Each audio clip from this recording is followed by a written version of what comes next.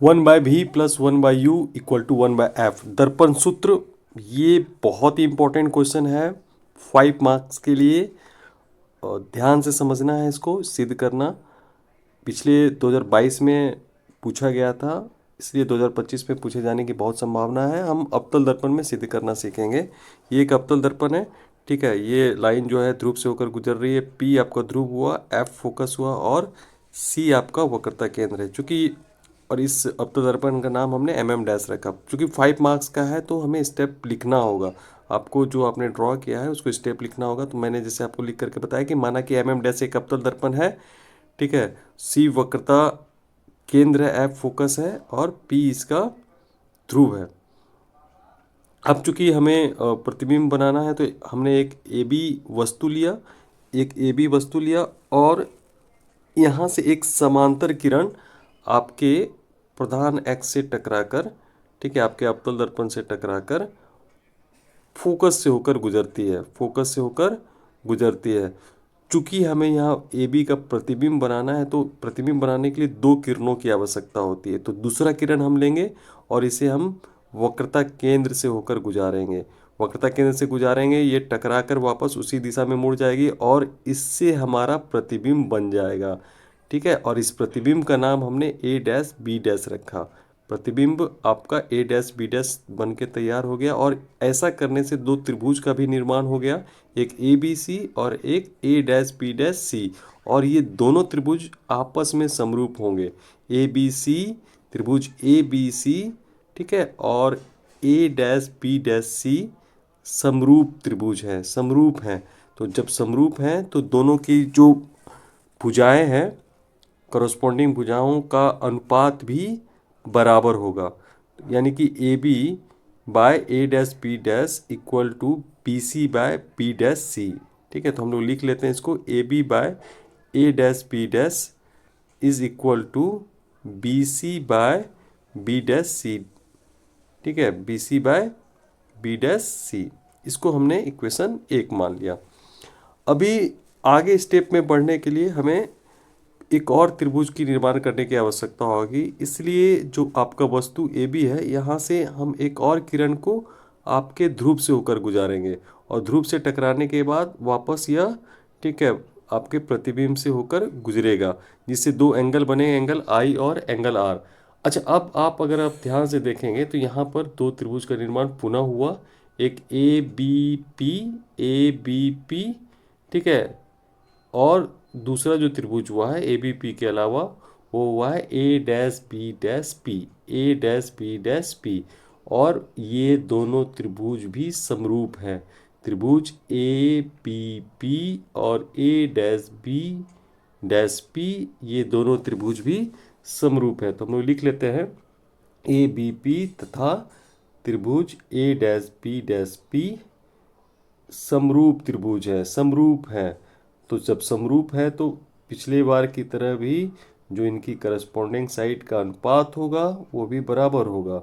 अर्थात A B by A dash B dash, ठीक है, A B by A dash B dash, ठीक है, ए डैश बी डैश वो किसके बराबर हो जाएगा, आपका बी पी या P B by B dash P, ठीक है, B P by B dash P के बराबर हो जाएगा। तो ये दोनों इक्वेशन को अगर आप ध्यान से देखेंगे तो आपका जो लेफ्ट हैंड साइड है, बायां साइड, वो दोनों इक्वल है, A B by A dash B dash.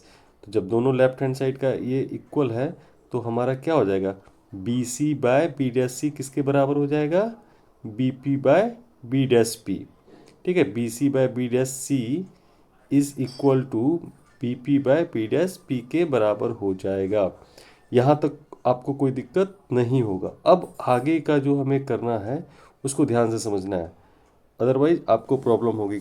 अब यहाँ पे अगर आप देख रहे हैं कि जो बीपी है या पीबी, आप उसको पीबी भी बोल सकते हैं या बीपी भी बोल सकते हैं, ये आपका वस्तु दूरी है, ठीक है। पी बी आपका वस्तु दूरी है और वस्तु दूरी को हम लोग किस चीज़ से डिनोट करते हैं, हम लोग उसको यू से डिनोट करते हैं, ठीक है। यहाँ पे पी बी आपका वस्तु दूरी है ठीक है, जिसे हम लोग यू से डिनोट करते हैं। और चूंकि ये अवतल दर्पण है और अवतल दर्पण के बाएं साइड जो भी होता है वो उसका वैल्यू ऋणात्मक ही होता है। अवतल दर्पण में ऐसे भी सारी वैल्यू जो है ऋणात्मक होती है, तो पी बी आपका वस्तु दूरी हुआ, यू से डिनोट करेंगे।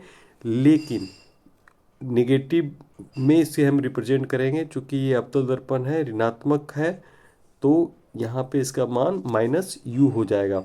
और पी बी डैश आपका कौन सा दूरी हुआ? प्रतिबिंब दूरी। ये कौन सा दूरी हुआ? प्रतिबिंब दूरी, जिसे हम लोग भी से डिनोट करते हैं। किसे डिनोट करते हैं? भी से डिनोट करते हैं। और ये भी निगेटिव ही होगा, ये भी आपका निगेटिव मान ही होगा। अच्छा, जो आपका राइट हैंड साइड में आया बी सी, उसे हम लोग क्या लिख सकते हैं? देखिए, तो बी सी को हम लोग लिख सकते हैं ना, पी बी में से जो आपका जो ये पूरा मान है, ठीक है, ये आपका हम लोग समझते हैं जैसे ये तीन, इसको अगर हम लोग दो भागों में बांटें तो ये जो बी सी का मान होगा, बी सी को मान हम लोग कैसे निकाल सकते हैं? पी बी में से, पी बी जो है आपका टोटल, उसमें से अगर हम लोग पी सी को निकाल दें, ठीक है, पी बी में से अगर हम लोग क्या निकाल दें? पी सी को घटा दें तो हमारा बी सी आ जाएगा, है कि नहीं? बी सी को अगर हमको चाहिए तो अगर हम लोग टोटल में से, यानी कि टोटल क्या हुआ? पी बी हुआ, उसमें से अगर हम लोग पी सी को माइनस कर दें तो आपका बी सी बच जाएगा। ठीक उसी प्रकार बी डैश सी जो है वो क्या होगा? बी डैश सी, देखिए बी डैश सी यहाँ पर है ना, तो इसको अगर हमको चाहिए तो हमें क्या करना होगा? पी सी, ठीक है, पी सी जो है आपका, उसमें से पी सी में से हम लोग क्या घटा देंगे? हम लोग पी बी घटा देंगे, तो हमारा पी बी डैश घटा देंगे, सॉरी पी बी डैश घटा देंगे तो हमारा बी डैश सी हो जाएगा। इतना देख तो बिल्कुल क्लियर है ना? अब हम इन सब का मान इसमें रखेंगे, ठीक है। बी सी के बदले हम लोग लिखेंगे P B minus P C, और बी डैश सी के बदले हम लोग लिखेंगे P C minus P B dash, ठीक है। हम लोग क्या लिखेंगे बी सी के बदले? P B minus P C by P C minus P dash B बराबर बी पी का मान अभी हम लोग क्या निकाले? P B equal to minus U और इसका मान माइनस भी, ठीक है। यहाँ तक अब क्लियर है। अब हम लोग P B minus P C का भी मान रख देंगे और P C minus P B का भी मान रख देंगे। तो पी बी क्या हो गया? पी बी का मान तो हम लोगों को पता है माइनस यू होता है, पी बी का मान माइनस यू होता है। और पी सी क्या हो जाएगा? ये आपका वक्रता त्रिज्या है जिसे हम लोग आर से डिनोट करते हैं, ये भी निगेटिव में ही आएगा। तो minus U minus minus R, और इसका मान माइनस आर, फिर उससे माइनस आ जाएगा, घटाने माइनस का चिन्ह है, और minus V equal to minus U by V, ठीक है। ये आपका यहाँ पर हमने सारा वैल्यू रख दिया। अब क्या हो जाएगा? Minus U minus minus R by minus R minus minus V by minus U by V. तो minus U minus minus plus R, ठीक है।